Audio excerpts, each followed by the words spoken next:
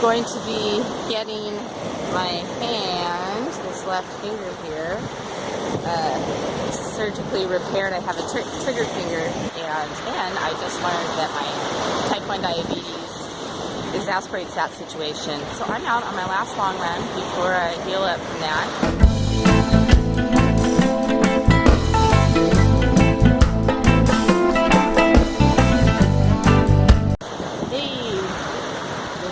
OBAL Unbranded, and I am just out doing a long run. I'm going after some ultra distance today. I'm about 20 miles in, and I've just now come down to the beach. I've been just running forest trails and repeats and not really keeping track of the mileage, just going for time and experience. And yeah, I'm going to be getting my hand, this left finger here, surgically repaired. I have a trigger finger. You can see it doesn't come down all the way. Yeah.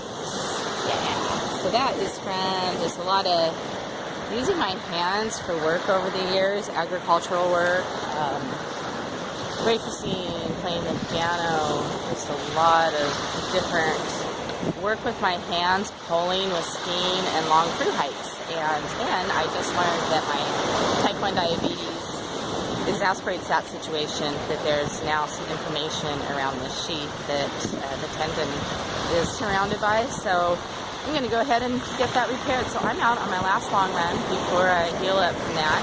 Ross is home with our new baby puppy, Guthrie. I'm totally missing both of them, but I'm so enjoying my day out here.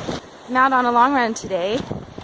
Just been along the coastline here, just outside Fort Eby State Park. There's the Partridge Point bell, the buoy out there in the water. And this is where the beach joins back up with the trail again. It's a really super special spot. I feel absolutely blessed to live just like a 10-minute run or short drive over to this park. This is what it feels like to climb up the trail away from the beach. Such a beautiful, beautiful place to be spending the day.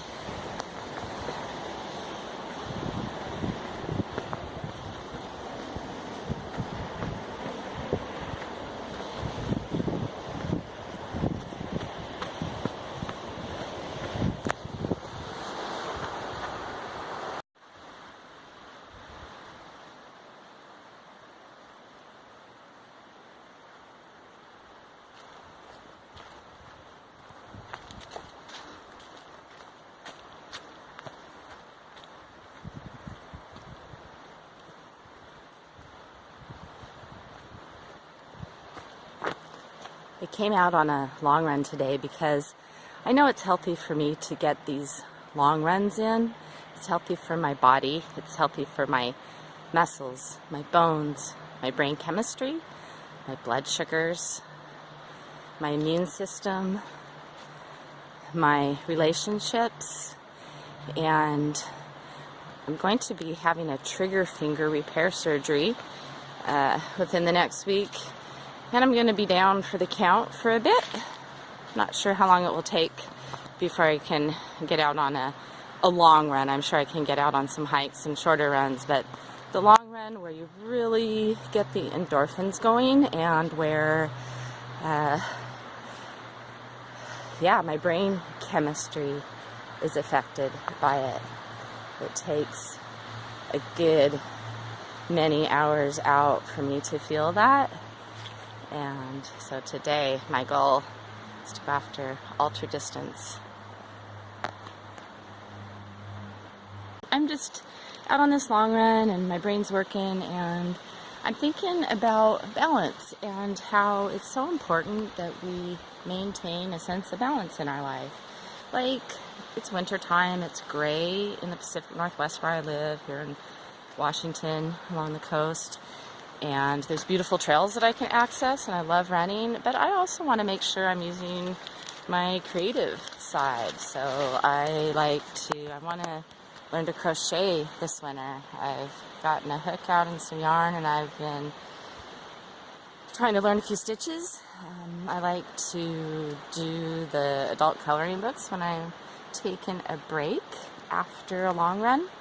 And I like to write. I like to do haikus and write poetry.